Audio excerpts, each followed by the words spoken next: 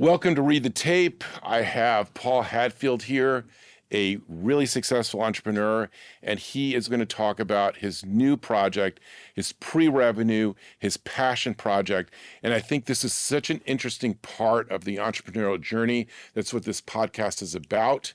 And I think to see somebody at the beginning, like putting one foot in front of the other, which what people find the hardest, he's doing with discipline, capability, and he's teaching you how to really start a business. And what does that mean? And what does it mean to go to the finish line? How do you make it revenue? How do you create revenue? How do you create profits? So starting this off, Paul, I think you're absolutely fantastic that you're willing to come to this podcast and literally talk about the beginning, because as you've said, it's the hardest thing to do. You're showing up. So you showed up. That's right. There you go. Yes. Thank you so much for having me. Really appreciate it. And I'm excited to share with you about my new fitness company. I've been building businesses in the financial services space, so I'm getting to the point where I'm following my passion project, and we're at the very beginning, so it's an exciting time. Absolutely. So let's hear a little bit about what you're doing, where you're from, what's going on. Yeah. So we met in the gym because I'm in the middle of building a new fitness startup. And the goal of this startup is to help men become the fittest, healthiest version of themselves. And so for me, fitness has always been a passion of mine. I've been in the payments space, the financial services space, merchant services, since I was 20. I'm now 42. Mm-hmm. I hit this point when I turned 40 where I realized, my word, I've been doing this more than half my life. Am I going to do this the rest of my life? Because for the young bucks out there, 20 to 40 goes like that, which you can probably So what agree. do you mean by payment space? Like, okay. So that you go into a restaurant, right? They give you your bill, you put a card in the check. Mm-hmm. We have software that processes those transactions. We partner with different point of sale companies, so on and so forth. So we're behind the scenes moving money from point A to So you make money based on like someone doing a transaction. That's right. So you take like pennies from every transaction and it just adds up. That's exactly right. Okay, so you're loaded. I like this. All right. Well, interestingly enough, I was in college and I hated college, didn't understand why I was there. This was 2001 when I graduated high school. I'm going into college and I feel out of place. Mm-hmm. But this is pre-internet as we know it today. There wasn't a lot of resources to dive into. You just saw your peers going to college, and I did too. And I'm like, I better go to college if I want to be successful. And I started answering ads in local papers, which is how you found jobs at that time. Sure. Grabbed a newspaper outside of a grocery store. Yeah. Grabbed a newspaper outside of a grocery store. First ad I saw was in sales. And it said, I don't remember, make $80,000 a year selling to businesses, something like that. That sounds like a boatload to me. I go to this interview, a couple of guys just starting out in the business, and it was in the basement of a dentist's office. So the upper level was a dentist. You had to walk down the stairs to get into this company's office. About 45 minutes from the dorm that I was living at the time in school. So I spend all my gas money getting down to this office. And I remember those days. Right? Yeah. Although $10 could fill up your tank. And then True. No one's inside this office. Mm-hmm. I don't see anybody. I see cubicles are empty. I go upstairs. I'm like, why would I work at this place? I'm only 20, but I know this doesn't seem right. I turn my car on, realize I've got just enough gas to get home. I'm out of money. Wow. I don't want to go to school. I'm not getting much help from my family. I didn't grow up with money. So what do I have to lose? I'm going to go back in this door and interview with these guys, find somebody and figure out what's going on here. So that becomes the launching pad for my now 22-year career. The fact that I went back in that door, took that interview, that I've done the same thing for 22 straight years. So I have moments where I'm like, there's moments where I'm like, what would have happened if I actually did drive my car back? I met my wife in this business. Wow. I've done well for myself in this business. So where would I be if I took the car back to school? I mean, it's funny. I coach some of young people do exactly what you just did naturally. Yeah. Like I opened the door, I walked in, and it had to happen. Dude, showing up is 90% of it. Isn't that the truth? Yeah. Yeah. Yeah. I tell people all the time, if you show up and work hard and do what you say you're going to do, you're ahead of almost everyone out there. You're above 90% of the game, right? Yeah, it's true. Why do you think people don't do that? They're lazy. You think it's pure laziness? Yes. Or you think they're like fearful of... Lazy might be the wrong word. I would say fearful, maybe. Fearful of success, fearful of failure. Fearful of failure. Fearful it's not going to work out. They're whatever excuse they can come up with. I think people are afraid to put themselves out there. I think they're afraid to fail. Did you always have this charisma? Like, people watching this can't necessarily vibe it, but you got this, like you enter the room, you've got charisma. Like, I know what I'm doing. I wouldn't say like kind of that sort of get out of my way in a polite way. Yeah. Just get out of my way kind of thing. Did you always have that from like a kid? No. It was developed? What I've always had is an internal drive. And I've always wanted to do things that are great. But building the characteristics that it requires to be great never came natural to me. Really? I was very shy growing up, very introverted. I used to hide behind my parents if somebody approached me and talked to me. So I think over time, what I realized is, look, if I want to be successful, I have to work on those skills. And so honing the ability to be outgoing and be extroverted when it's required has been something that has taken a lot of work for me over the years. And so what did you do to do that? I mean, do you mind me asking that? Like, what did you do? Like, I think a lot of people would like to know that.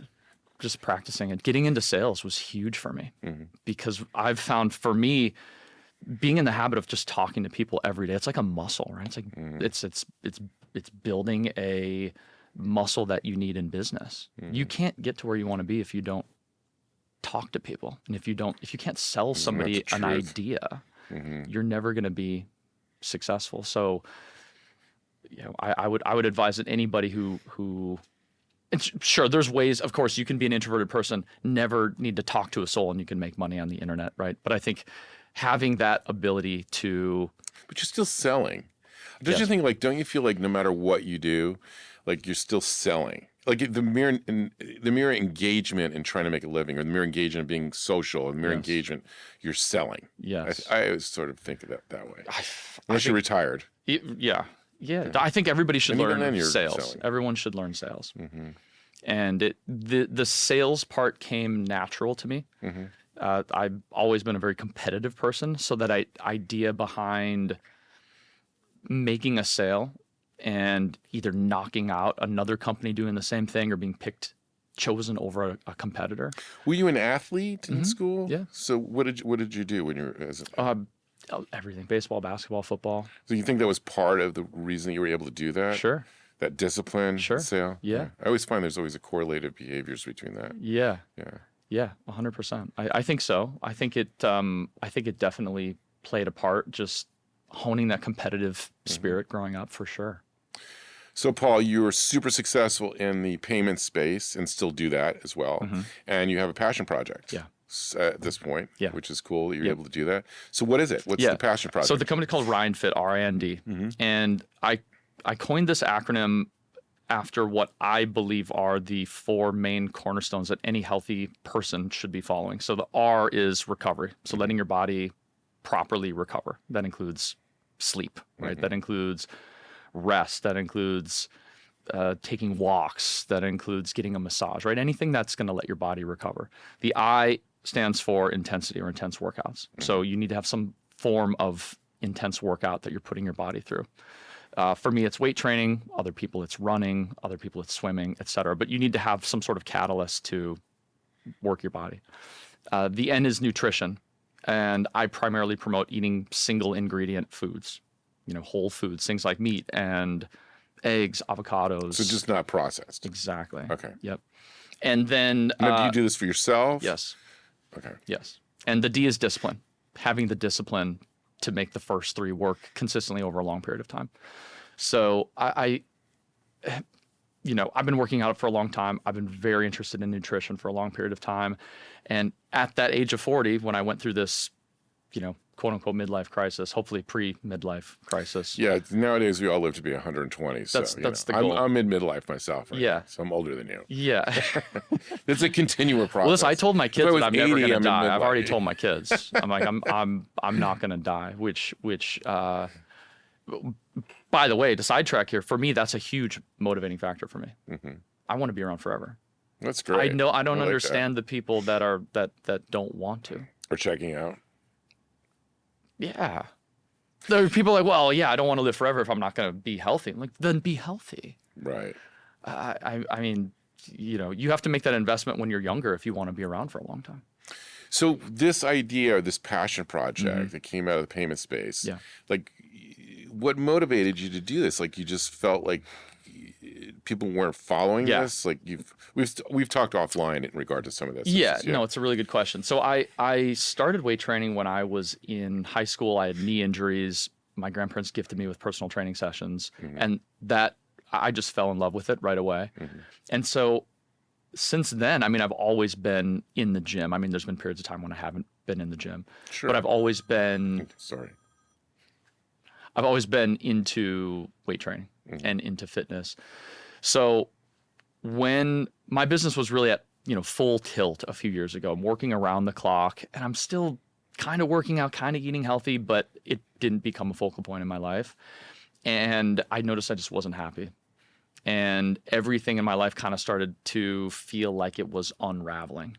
I'm not the dad I want to be. I'm not the husband I want to be. I'm not the business owner I want to be. I'm not as fit as I want to be. And all of these things are kind of like tugging against each other. So you weren't happy, you had become successful. You walked through the door 20 years earlier.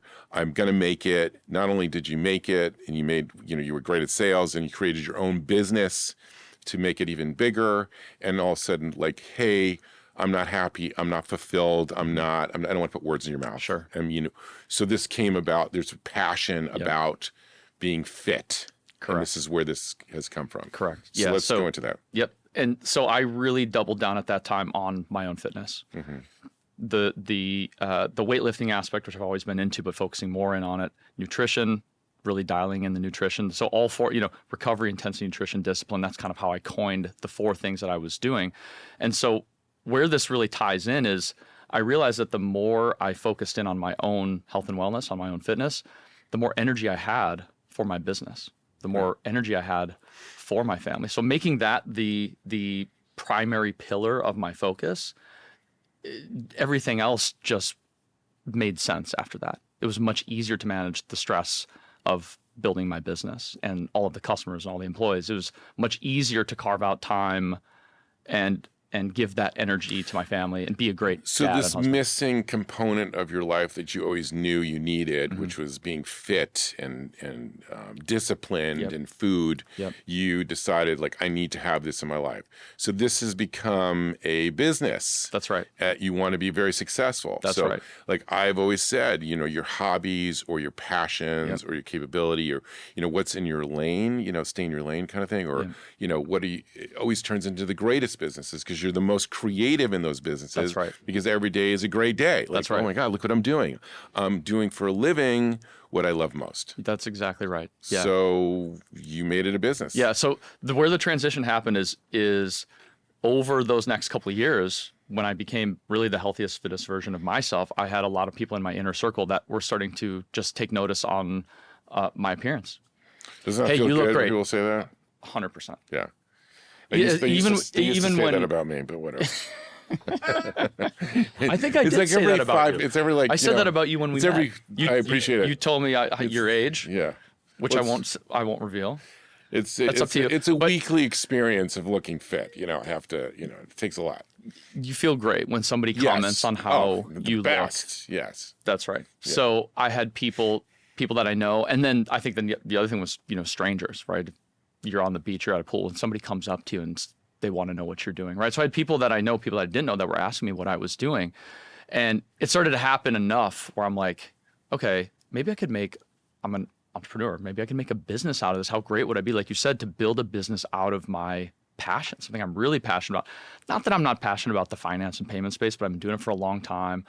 I've been in meetings and boardrooms and customers and employees and computers for decades, right? How cool would it be to build a business in the fitness space? Something I've always been passionate about and something that's really changed my life as of lately. I feel like maybe I could give back to other people and help teach them some of these things that have helped me, that have made a big impact. So that's where the idea for the business of RindFit came from, is really through other people asking me. And so initially my idea was to make it more of a training type of a business where I would teach people to do exactly what I'm doing. And then I realized that there's so many people. So you were like trying to be a sort of a coach trainer? That was my initial idea. So you can look like, I mean, I don't mean that or funny, but so you can look like me. In other words, you were getting so much positive input, like, God, you look great. What do I do? Yeah, I'm like, maybe I'll teach people to do exactly what I'm doing. And then the more that I got into it, I realized, you know what, what's the point of putting everybody into this box? Not everybody's going to want to do exactly what I'm doing. They all might have their own way that they practice fitness, their own, version of RindFit, which is how we met, right? I asked you, hey, we're RindFit. This is what the acronyms for RindFit are. How do you practice this in your life? And your answers are entirely different than my answers. Right. Because you have your own schedule. You have your own things that you like to do, the way that you like to eat, the way that you like to train. So everybody's version of RindFit could be different. And it's the same. I mean, you defined it better than I do. You defined it specifically, like in a very disciplined way, but it is the same. I can't tell you that, after you just described it to me now, I mean, like, you're right. I mean, I'm not going to argue that. Sure. I mean, that is the way it is, from being disciplined to accomplish the goals. Yeah. Yeah, so. Agreed. And what I've realized is that the key to our business is really creating a community of people that maybe they don't have the discipline for themselves. They want to be fit, they want to be healthy, they know that they should be, but they don't have the internal motivation, like we were talking about earlier, to get there. And they have too many questions. So what we're doing now is we are building communities to help people become the healthiest and fittest versions of themselves. Support communities that are going to provide that information and that support, and create a place where they can go for that help. Because through what means? Like, I'm creating communities. Like, through what means? Like, what do you mean? They'll be by online. That? They'll be online communities. So there are online communities. So explain this further to me, if you don't mind. Yeah. Well, put it this way: the communities are far down the road. Okay. So what these communities will be, I mean, that's something we're talking about every day. Okay. So you're still whiteboarding. I love the whiteboard. For sure. Yeah, we should put a whiteboard up here. We should. Yeah. We should. Really, I could. Yeah, you're a whiteboard guy. Yeah. Eric and I just got out of a meeting before this talking about all these things the communities could include, different partnerships with brands that provide different discounts, so on and so forth. Different communities that relate to different people depending on their workout goals, that have experts in those areas that are answering questions that are on these message boards, different businesses that are providing discounts for their products for people in certain communities, supplement companies, nutrition companies, et cetera. The communities, in my mind, will be so valuable for people. Say you're like myself, you're a busy husband, father, you're in business, you're an entrepreneur, and you want to be fit and healthy. There's going to be a community of like-minded people for you, and companies that are providing you discounts on their products that you might already be buying. The communities will be, in my mind, they'll be so valuable for people in that space, and the perks that they'll get are going to more than pay for the cost of the community. So let me ask you this, and maybe this is my interpretation, but so you're not liking the influencer space, even though you are an influencer, for lack of a description, of this sort of aspiration. Like, in other words, the original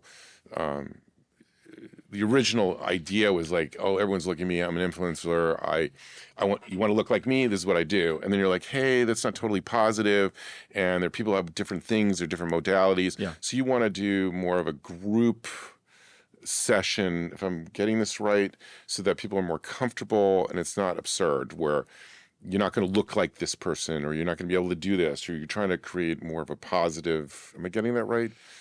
Sense of community, so that each person can identify to be the fit that they could be, that they're identifying with that fit goal. Am I saying that, in a or sense. am I too whiteboarding it? No, in a sense, you're right. Content that I'm creating today is really just eventually a gateway to the business. Okay. Right. That's the whole idea. I I have no desire to be a fitness influencer and do brand deals and all of that stuff. So my motivation is to build a big company that changes people's lives. I've bigger aspirations than just being, getting followers on social media. So this is a brand you want as you can be fit and be the best. So you think that the beginning of all business capability, family, social success begins and ends with being fit, eating right, being fit, being disciplined. I think so. Well, I think that it has a major, major impact on it. Because sure, I've gone through periods in my life where I haven't been very healthy or very fit, and I've still done well in business. But I think that by flopping that, everything becomes more successful in your life.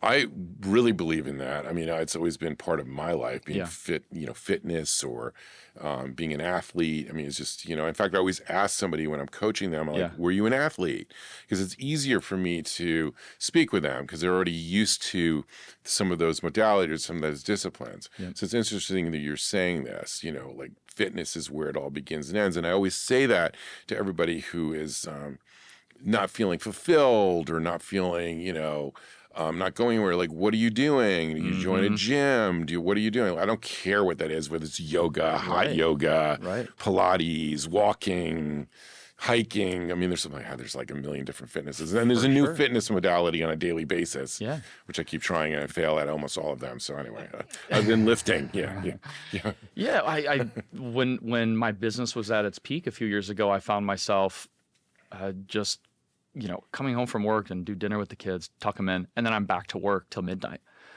And then my sleep was suffering. So I'm not getting enough sleep. And then sure, I'm trying to work out the next day, but I don't have the energy for it. I'm exhausted. I'm tired. So then I do this, half-assed workout and I'm too tired to focus on nutrition as much as I should be. So it's just like whatever's available. So it all plays a part. And I think people think, well, if I just work around the clock, I'll get more done. Well, would you rather have somebody who's working around the clock getting 5 hours of sleep or somebody who's putting in 8 hard hours after taking care of themselves, eating right, and a full night of sleep, right? You find yourself just going through the motions at some point if you're working too long and too hard. Yeah, it's true. It's hard. It's easy for us to talk about this right now and say, you need to do this, but it's hard to practice. For sure. So these communities that you're whiteboarding at this point, which is premature, but you're doing that, is a support. It's kind of like a support group. In a sense, yes. Okay. Yes. Sort of a mentoring support group. I'm not to be able to do it. Maybe you can help me talking to others, like-minded individuals and trying to do that. That's exactly right. So I saw you're building content, obviously, because you're building a brand. And you know what you're doing, obviously, from a brand development. And you were in the gym and you were just interviewing all of these various characters. That's right. I mean, we're all characters. And so what did you... Gyms are a great place to be characters. Oh, it's awesome. It's like, especially your gym. Yeah, especially that gym is right. Everyone is a character. Yeah. I actually have tremendous joy seeing all the great. I am part of the show. I'm part of the crazy. But it's fun for me. So what did you? I mean, you're doing this in a multitude of gyms. So what are you learning every single day when you're doing these interviews? Is there anything that sticks out of an interview? Don't say mine. You can, of course. Okay. I'm kidding. But is there anything that sticks out? Wow, that was really it pushed me. I always say when I'm coaching others, you're always one person away from or one idea. I always say take every meeting, take every call, because you never know. It's that one. Yes. You obviously think similarly. You don't even know me, and you showed up. This is awesome. Yeah. And so for a podcast, but is there one thing that intrigued you? Hey, this really changed my thought process. Well, yeah. So to your point, we're going to gyms, we're going to health food stores, we're going to places where people are taking care of themselves, and we're interviewing people, we're meeting with people, we're doing documentaries, and the idea is to bring valuable content to people like myself a few years ago, which is I need that motivation. I need that unlock. I need to hear from people and find the things that are going to encourage me, right? Something that has become very apparent, which I knew, but it's really been reiterated after talking to a lot of people at gyms, especially people that are really healthy and really fit, is they're all extremely locked into the discipline side of things. Okay. Meaning they have these goals that are much bigger than themselves. It's not just that they want to be fit, they want to look fit, they want to be healthy, but they want to be around for their kids for a long time, right? They like myself, they want to live forever. They have these big whys, and their whys are so much bigger than just looking great, and being healthy. It's these very long-term, big aspirations that keep them going. And I think if you have that, the little setbacks don't become big deals. They don't become setbacks. So the ultimate goal of longevity, the ultimate goal of living as healthy as you possibly can for the longest amount of time is the universal, what you're getting out of these interviews with these incredibly fit people that you're interviewing. That is really the ultimate thing that they're saying to you. Yeah, they have big whys, and they're extremely disciplined. Right? They're methodical. They're planning out their lives. They're basing it around health and wellness. So let's move this 5 years into the future. Yep. What do you want? What do you see in this business specifically? Yeah, you're in a startup mode, which is my favorite time. The startup mode. You're doing the whiteboards. You're getting content. You're learning. You're driving. You're understanding. You're doing the brand. What do you see? Like, let's say the 5-year plan. I'll give you our exact roadmap. So right now we are in content creation mode. That's probably going to happen for the next 6 to 12 months. Just as much valuable content as we can create to build a brand, build an audience. At some point in a few months, we're going to start launching different programs. So we're going to have maybe a bodybuilder will do a certain program, or we'll have a runner do a certain program, really catering to specific ways people are working out, or maybe ways that people are eating. We're not going to charge for those. This is all just free content. And eventually we'll transfer people to communities. We're promoting these paid communities, right? This is something that you're really interested in. We have these communities for people just like you, and this is what it includes. So if we look 5 years down the road, where I see the business solely monetizing at this point is through those communities. And I see maybe 5 to 10 different paid communities that'll cater to people that have different interests in fitness. And the perks they'll receive for those communities will be unique to each individual community. There might be people that are interested in multiple communities. I might be in the weightlifting community, but I'm also really interested in this nutrition community, and I might be involved in both. And as I said earlier, I think the price point will be somewhat nominal, depending on the value that the community is providing. But if you take advantage of the perks within the community, they'll pay for themselves. So this is a subscription-based model that you're trying to accomplish. That's right. So the content-driven, subscription-based model that you can identify, as many as you come up with, 10, 20 different mentoring concepts. That's exactly right. And so the brand is universal from that perspective. Yes. With the subscription. So you want to build it so that the content is so valuable, am I getting this right? Yep. That people will pay for it.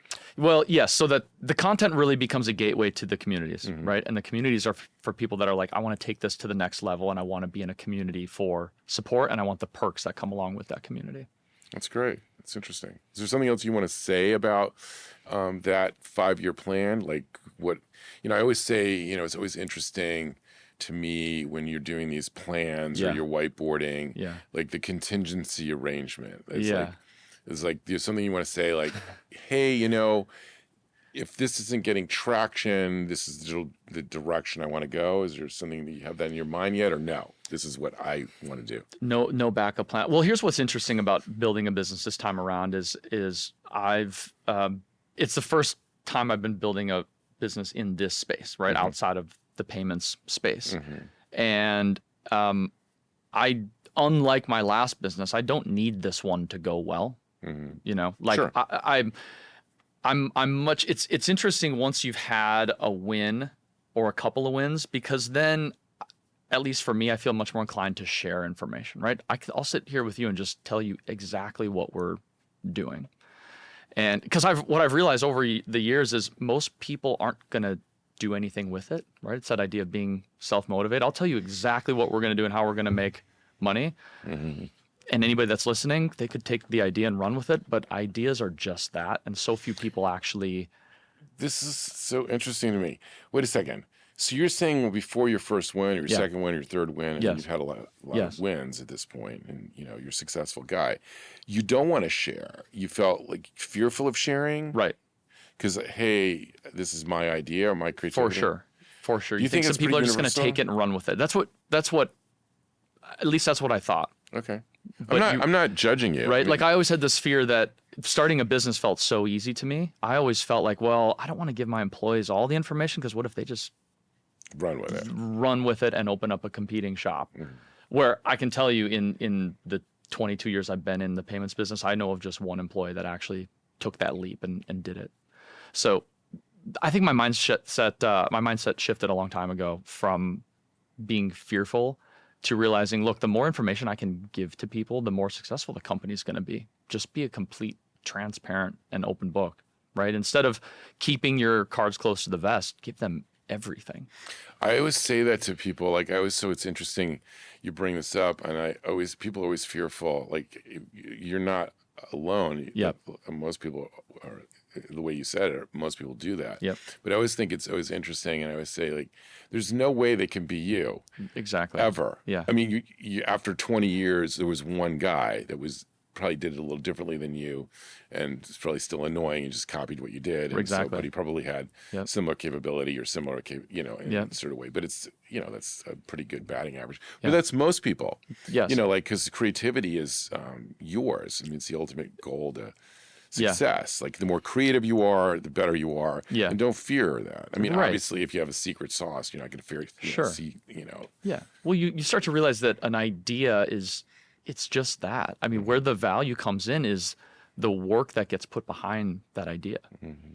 It's true. Everybody has ideas, but very few will actually execute on those ideas, especially to the point where they need to be executed on to become something successful. Like I could tell anybody exactly step by step how I built my payments companies and what they need to do in order to do it. No one's going to do that. I'm not even going to do it again. That was way too much work. You know what I mean? Like I like, because I've gone through it, I'm not going to start a new payments company from the beginning. Like, that was insane. What to do. Right? So it's like, there's just so much work that goes into making something successful. That's true, but you're doing it again, but now you're passionate about it. Exactly. It's a lot of work. It's a lot but you love it. Yeah, 100%. Yeah. Right? So instead of me waking up today being like, oh, I got to, go do an interview about my payments business again. Now it's like, dude, we're going to talk about fitness. I love talking about fitness, right? This is fun for me. Yeah, it's true. It's a totally different thing. But I will say, from an advice standpoint, if somebody, which you mentioned before, doing something that you're passionate about and building a business around it, sure, I think everybody should do that. But I also think if you're a young guy or you're starting your first business, I might actually push somebody to build a business around what they're best at, right? Like, I was really good at sales. If I would have started with the fitness thing, I don't think that would have, I wouldn't be building it like I am today, in a very natural, organic way where it doesn't need to make money for a while. When I was building my first business, we had to make money right away because I don't have any other money. I dropped out of school and I've got no money coming in. Right. You're motivated for multiple reasons. Like, I want to eat. Yes. I want to pay my rent. Right. Yeah. I worked for this company in the basement of the dentist office for a year. Right. And then I'm like, I can do it better than these guys. They're not taking my ideas, which, I mean, go figure. I'm 20 years old. Of course, they're not taking my ideas.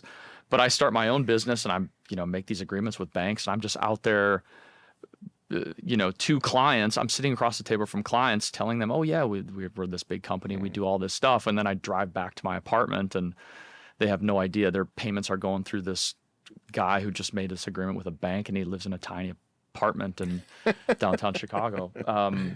But I always knew I had this, I knew where it was going to go. Mm-hmm.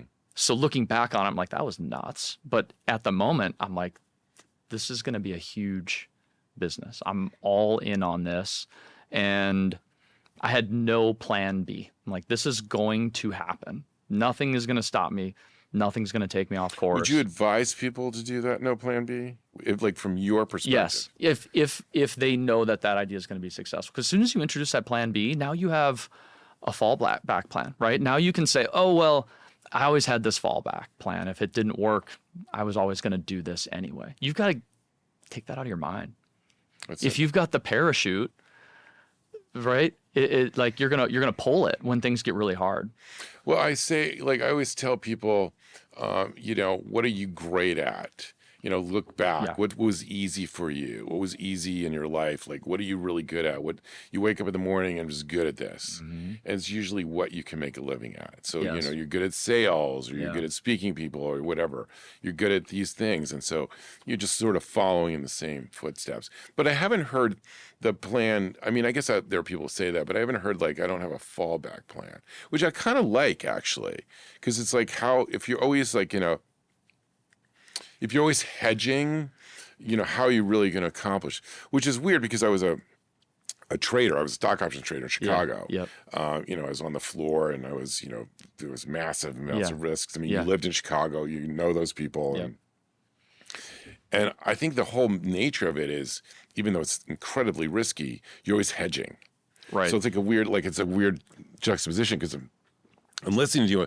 I'm kind of agree, like, hey, I have plan B, but then you're always looking at plan B, like, how are you really start staying focused on plan A? But at the same token, I came from this place where I had to hedge. Like, I got to hedge, what happens, So that's an interesting conundrum. I think, I was actually fortunate enough to come from a family that didn't have money, because I never had that option of saying, well, if this doesn't go well, my parents can bail me out, right? Or if this doesn't go well, I've got this, other job I can fall back on. It was never that. I mean, I always knew, sure, I could go get a job. That's easy. Jobs are a dime a dozen. Sure, go get a job and I can pay my bills. But I just never, I never let my mind go there. And what was interesting, when I started RindFit, and I told this to my wife, I said, well, I've never built a business in this space. This is a brand new idea. It's a passion project. And I said, if it doesn't go well, I can always start another payments company. And then weeks go by, and I'm like, what am I talking about? And I found myself, as I'm building this new business, that thought kept entering my mind. Like, well, I'll try this, but if it doesn't go well. And I realized, like, wait, I can't have this plan B. Like, this is going to go well. I need to be all in on this idea, or I'm not going to be giving it my all. I'm not going to believe in it. And I'm always going to be one foot out the door thinking, all right, well, if this gets too hard, if it gets too expensive, if I spend too much money, it's not panning out the way that I want it to go, I'll just do something different. And I think that's a recipe for failure. That's really a great way to look at it, passion. Do you think that the fact that you couldn't fail, like you've shared, thank you for sharing, that you didn't come from a family with resources, which makes life a lot easier, having a safety net. And so you didn't have that.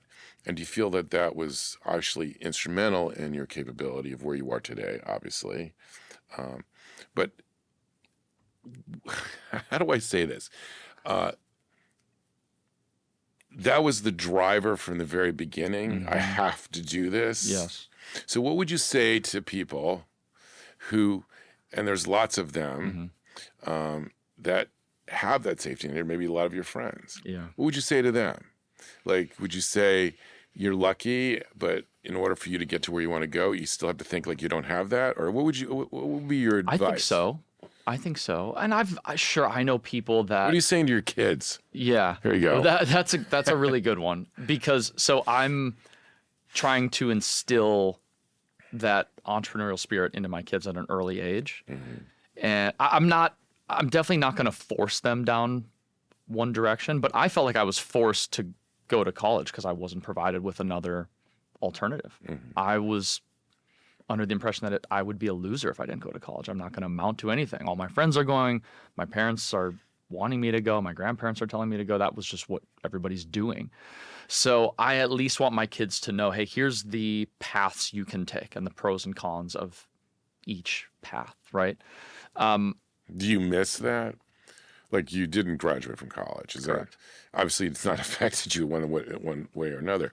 Do you feel like you missed something not doing that? Would you really tell your children not to do that? I don't know how deep you want to go down that rabbit hole, but I mean, it doesn't affect most people one way or another these days, whether or not they graduate from college. I mean, I think it could have affected you in the 90s and early 2000s, but companies every day are dropping the requirement for a college degree.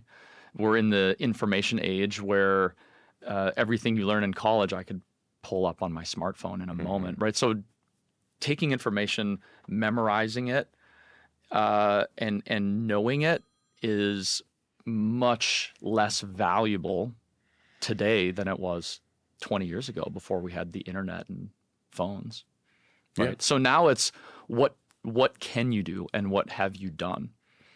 And I think a college degree just shows that you are compliant.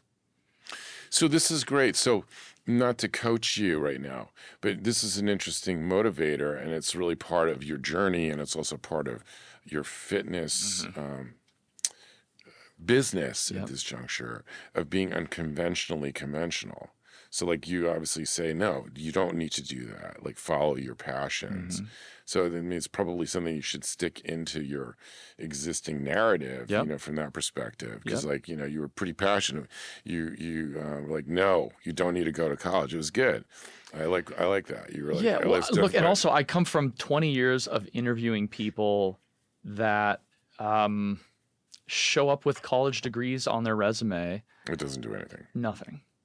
No, I've interviewed people that have told me they've taken their master's degree off their resume because they've had such a hard time getting jobs and they don't want to be seen as overqualified. So they eventually downplay their credentials so that they can fit in because they're not able to get anywhere. I've hired people in their 40s, 50s, and 60s that have bounced around from job to job to job, and they have a great resume and a degree from a big name school, and it's just not going to get you to where you need to be. It's I always make this joke, if you graduate from the top Ivy Leagues, there's two pathways. Either you're completely dysfunctional and you're not employable, or you're going to be running the planet. It doesn't seem like I'm going to get myself in trouble here. But it's like you look at the two tracks, it's always sort of a funny situation. So. Yeah. I just don't think that college maps to the real world today. I think you go through and you get your degree and you spend all this money, which is a totally different side of the coin, is how expensive college is today. It is ridiculous. And how far it's surpassed inflation over the last 20 or 30 years.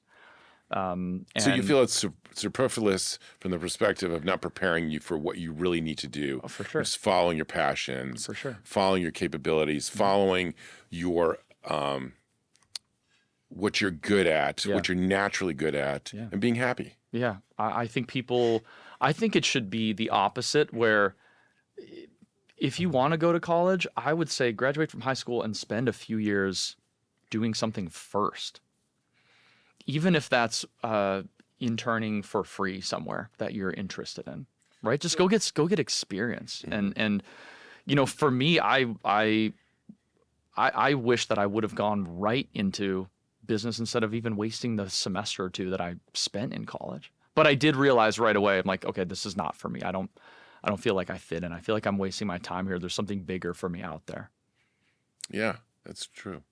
I mean, having gone to college, I went to Arizona State University, so it's not exactly at Harvard, let's put it that way. Sure. But I really loved the school. Yeah. It was more of growing up. Yes. I thrived there. Yeah. For me, it was just, learning to be an adult. I'm not sure that I'm an adult anyway, but anyway, just like from that perspective. So it was a different experience for me. Yeah. Perhaps it's where the school that I went to, not that there's anything wrong with the issue. It's a great school, Sure. But there was a lot of other things going on there. Sure. Well, I think and that used to be okay because, if you look at what does an education cost then versus now, it's unbelievable. It is unbelievable.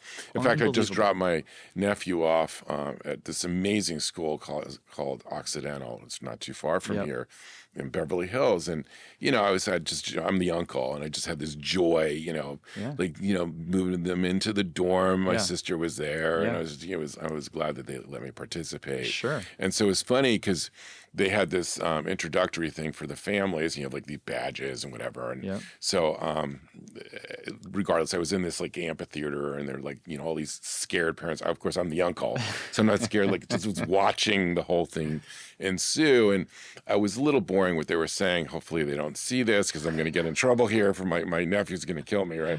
You can tag them on this clip, right? When and you so I was it. like whispering to my sister or something, and the woman said to me at the time, she wanted to pick on me to embarrass me. She's like, "What's your name?" Because she heard me talking to my sister. You know, obviously, she was reading the room. There was a couple hundred people in there, and I go, "Hi, I'm Mike."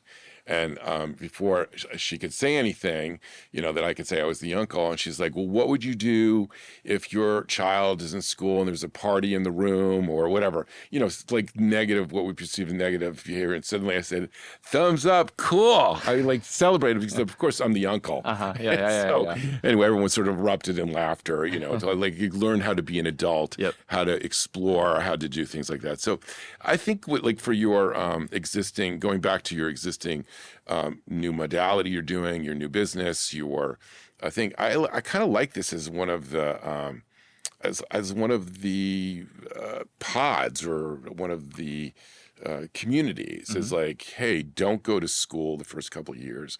You need to explore what you do well. Sure. And while you're doing that, be super fit, because while you're being fit and disciplined, you'll be able to figure out and be more creative and capable. So I think that's like, this is actually, you're not alone in this. A lot of people are saying this because of the cost of school. I mean, you know, these schools are, even state schools, I mean, I don't know, like can go from 35,000 up, and then private schools, I've heard crazy numbers like $90,000 a year. Like crazy numbers. It's insane. And you know, I have friends of mine that are sending their daughter to a school down in Orange County, and it's I think $40,000 or $50,000 a year they're paying.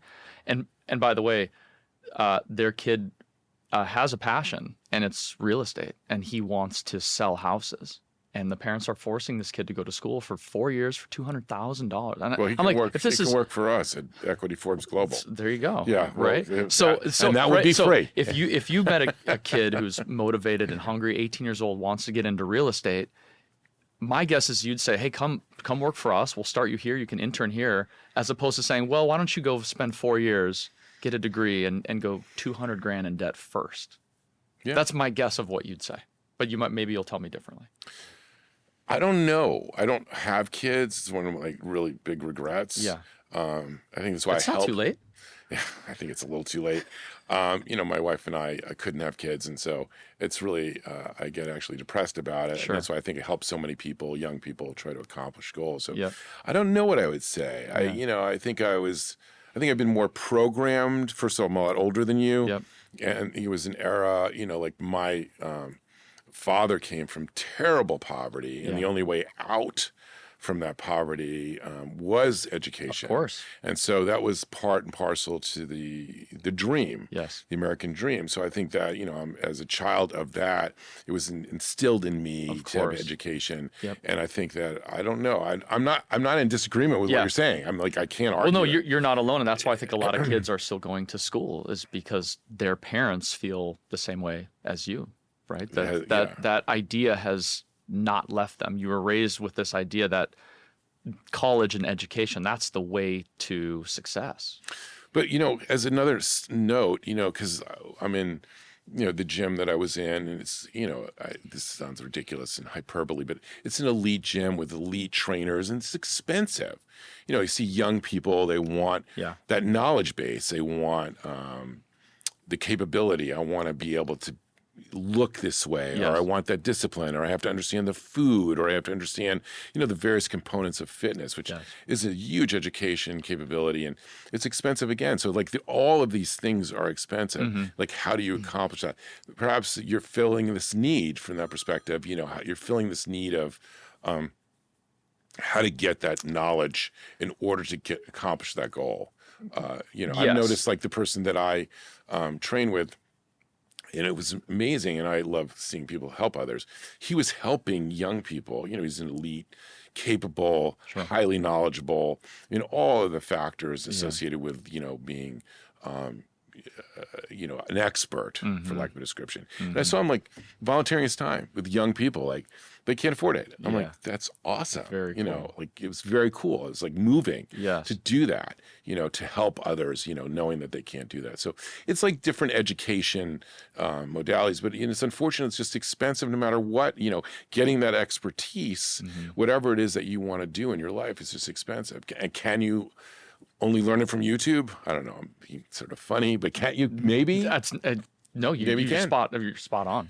For sure, you can. And I think, I'll elaborate on what I said before. I think yes, education is extremely important, but you can self-learn now. You can teach yourself anything that you want. And I think YouTube is. Here's what most people don't realize about YouTube, and I know this from a recent conversation with family members of mine is. YouTube is built to give you the best information because the better the information they give you, the more likely you are to consume that information to keep coming back for more. So when you go to YouTube and you type in men's workout program, they're going to take everything they can find out about you from your past search history and everything that they can gather from your data that you've already opted into giving them, and they're going to serve you the best video with the most relevant information to you based on what you're looking for. So they're doing the job for you of saying, here's what you want and need. And I know that if I give that to you, you're going to keep coming back to us as a resource. And the longer you stay on our site, the better data we can show our advertisers, the more they're going to pay us to run commercials. So it's in their best interest to serve you the best data. And that's no different on Instagram, on TikTok, on Facebook. These are platforms built on serving you the best, most up-to-date, most relevant information for what you're looking for. So now take that to going to college. You get one professor who the school serves to you. You don't get to choose. And they're going to teach you economics. I sat in Which a is couple a years social ago. science. I sat in a couple years ago. I was asked to speak at a college. This was in Chicago, in this entrepreneurship program. And I got there early and I got to listen to, they were talking about advertising. I was sitting at the end of this talk about advertising. This is maybe 2017. It's right before I moved out here. You want to know what they were teaching these kids in advertising? Print. Wow. Oh, wow. That's scary. So. And this was like at University of Chicago? I won't say. But Northwestern. It's a big school. Big, like, major. So, wow. Wow, you're scary. hoping that the professor that you get in school is going to give you the most relevant, up-to-date information. Were you, I've lectured at universities' entrepreneur programs. It's the only time, like, I don't get scared in front of audiences. It was the only time I got nervous, and for the very reason that you described, because these kids were paying like $60,000 or $70,000 a year to listen to me speak. And I'm like, I better deliver something that was like that valuable. Sure. But yeah, that was the only time I got really nervous. Like, wow, you're paying all this money for this. Right. Like I'd run for the, go for the right. exit. And the biggest issue is because of the expense is these kids are coming out of school unless their parents paid for it or they had scholarships. Now they're coming out of school riddled with debt, and most of them move right back in with their parents. And most of them are right back at the same place they were 4 years prior. So, my kids, I've got 3, almost 4, 6, and 9-year-old. Wow, you're busy. We have a nanny. We have quite a few nannies because it takes a village, as they say. One of our nannies 4 years ago, she went off to school, and so we had to find another nanny to replace her. She goes and she gets her degree. Now she's right back where she was at the beginning, and she's nannying for us again. Wow. But with this massive load of debt that she has to pay off.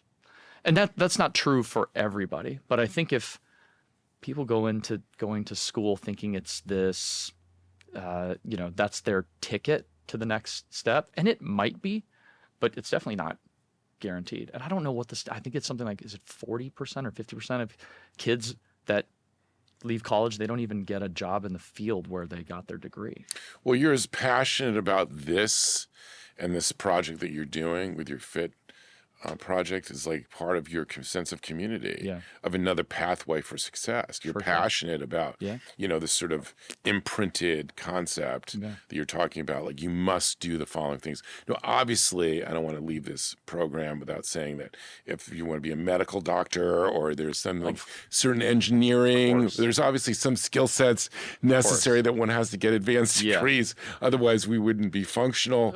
So there's obviously careers that people want, and that I would please go to school, for some of these careers. Of but course, you're talking teachers about and doctors, and you're talking about business, entrepreneurial behavior, and even then, it's funny, the old joke with doctors, whatever, they're terrible business people. I mean, some of them are good. I'm not saying all of them. Because they weren't trained. Yes. And so some of these schools have addressed this by having these MBA, MD programs, which is an interesting concept.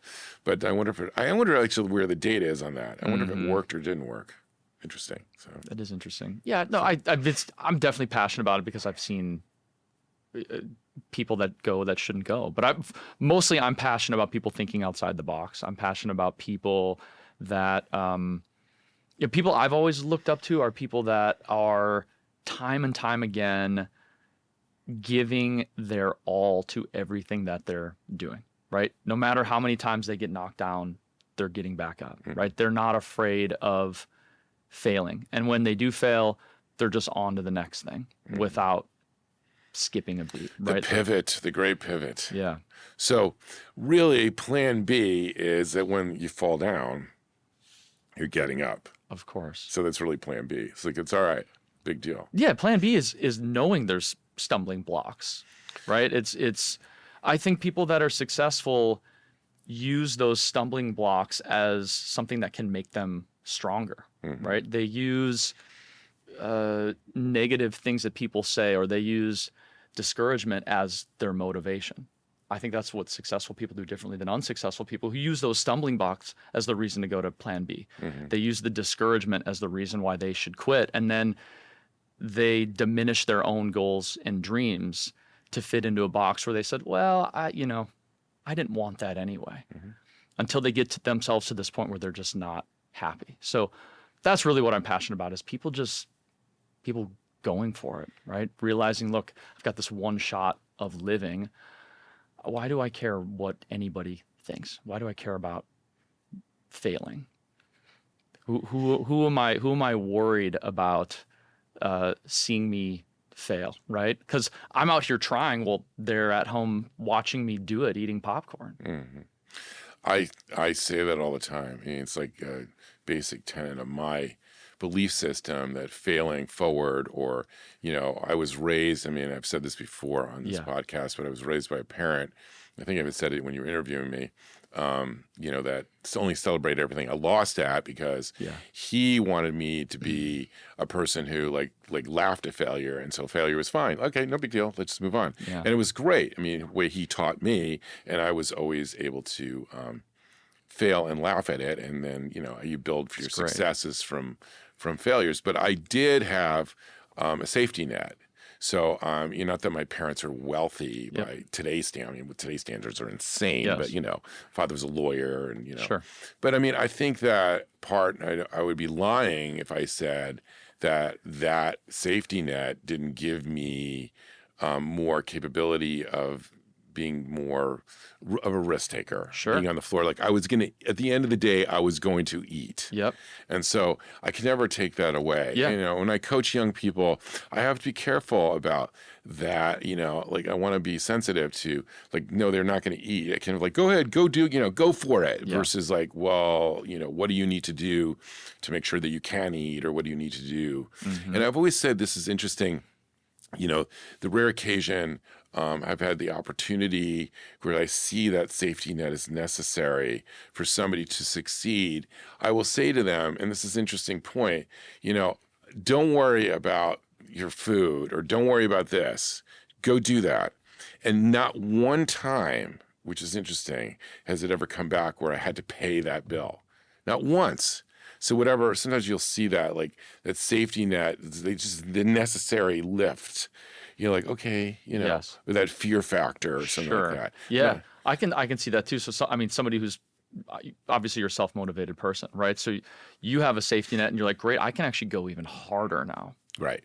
But I think there's a whole different category of people that they're actually, now they're going to go opposite, right? They've got this safety net. Sure. So now they're just going to play it safe. Because even if they don't make a name for themselves, they'll be fine.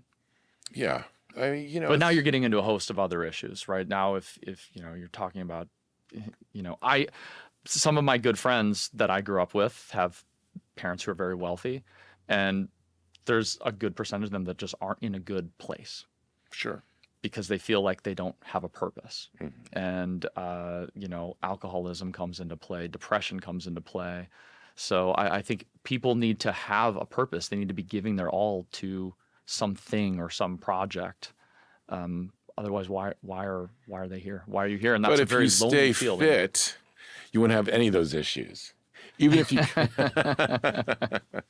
which is true. Well, it definitely helps. It Right. definitely helps keep your mind right. That's for sure. Yeah, absolutely. So this has been fantastic for a multitude of reasons. There's always this question in the room, about, pharmaceuticals. It's part and parcel to the fitness world, it just becoming pervasive in the fitness world. What do you think about this stuff? Like, especially your audience. Yeah. So here's my general thoughts is that I think everybody should try to get everything done from a health and wellness standpoint the natural way first. And I think there's too many guys, taking steroids or jumping on TRT that they didn't explore every natural alternative first, right? Are they lifting heavy weights? Are they eating the right food? Are they getting enough sleep? I mean, are you doing the basic things? I think it's the same way for a lot of men and women that are looking into Ozempic. Like, are you checking all the boxes before you take the shortcut? And shortcut's not even the right word, because I also think that there comes a point, as I age, and if I'm staying as fit and healthy as I possibly can, and my testosterone is plummeting, I mean, I'll be the first guy in line. But you're a very disciplined individual. Okay, Yes. So I'm guessing that when you want to accomplish something, you're disciplined. So you don't need, like, you picked on Ozempic or you picked on thing. Yep. So, like, as you said, 95% of the planet is not showing up. That's right. So, like, hey, I'm the 5% showing up. Yeah. You need to show up. Here's the information. This is what I'm going to do. So, like, there are all these sort of pharmaceuticals today for the 95% who are not showing up. Yeah. So it's an interesting problem. It's an interesting conundrum. I was like, I don't mean to go on to, like, a side note on this. This is interesting to me because, like, I have a really well-known, I have nothing wrong with my heart, and I go to a cardiologist because my father died at 55. My father's father died at 50. Yeah. That's probably why I'm so into fitness, because they all dropped dead, and they weren't fit. Yeah. Even they were big guys. It's probably what the motivating was for me. That's great motivation. But, I was talking to this cardiologist, so I was always gone because I don't want to die of a heart problem because of, my father and his father's father, and they always say I'm fine. But this woman who's a really well-known physician, in fact, I think she headed up the Cardiac Association. She's like a powerful person. I mean, she's one of the leading people in cardiac health or cardiology. And she said that these drugs, Ozempic, Mounjaro, literally have changed her practice. It's like she can now help people to change their lives, change the obesity factor, change, their sugars, increase their lifespan, on and on. But, it's like easy. I'm disciplined. You're disciplined. Yes. But it's easy for us to say, like, we'll stop eating. Right. Yeah. Okay. Yeah. Or, lift heavier or eat more protein or on and on. I mean, my thinking on this, I'm not in disagreement. It's like, don't do that. Yep. My thinking on this is that the body's natural aging process, at a certain age is fine. I'm old to do that. Sure. But I hate when I see kids utilizing it to establish a goal that it's not necessarily, may actually shorten their lifespan, not increase their lifespan. Agreed. I think if especially, younger guys and gals that are looking for a quick fix or a shortcut. Right. That's hard to hear. I was at a dinner with he was a senior in high school. Was at 18, Mm-hmm. and listening to this guy talk to his dad about how he wanted to start taking HGH, Mm-hmm. and his friends are taking HGH. In high school? Yes. Wow. 18 years old. And so I start talking to this guy after the conversation ended. I'm like, do you lift weights? Do you do this? And he's like, oh, kind of, I do this. And it's like, man, we need to instill some sort of work ethic in an 18-year-old. And watching him and his dad, who, by the way, isn't outright saying no to his son. He's like, oh, well, we need to talk more about it. I'm like, what is going on right now? Yeah, I agree. What is going on? I mean, I think teaching kids that there's shortcuts is not the answer. And what's the long-term effect? I don't know enough about it. What's the long-term effect of getting involved in something like that at such a young age, right? Mm-hmm. Well, listen, this has been really fascinating, Paul. I would love to help you. Not that you need help. You're highly disciplined, capable. Mike, I'll take help from you. I'll take help from you. I mean, it's you're doing something I really believe in. You're doing something to help people. You're doing things to mentor people. You're doing things that I really believe in and passionately. I love to be a part of it, help whatever I can do to further what you're doing and to establish that goal. I appreciate that. And so you don't ever have a plan B. I appreciate that. But I mean, it's an absolute pleasure having you on. Thank you for your time. Thank you. And I hope to have you on again so I can further, or you can interview me again because I have at least another hour to talk about nothing. That would or be you talk great. About myself or something. That will next time you're down in Costa Mesa, you can come by our studio. Absolutely. So how do we find you? Yep. What do people do? How do we, because you're just starting up. So what can we do to figure this out? I appreciate that. So people can find me on my new fitness-based channels, which is Paul Hadfield Fit on YouTube, Instagram, TikTok. And RindFit is at GetRindFit, GetRindFit, also YouTube, Instagram, TikTok. Absolute pleasure. Thank you so much for your time. This is awesome. I appreciate it, Mike. You. Thanks. That was a great show. I really appreciate everybody watching. I find this is one of the more interesting podcasts because I think it's what we talk about at the beginning of a business, how to do it. I think it's a perfect candidate because he's being so open and honest. But you can see this on the Shapiro method. We are on every single podcast platform, Spotify, Apple, YouTube, you name it. Even platforms that haven't even been invented yet. We are on those platforms. So you can find me once again at all of these places. It's called Read the Tape, and my Instagram is called The Shapiro Method. Thank you so much for tuning in.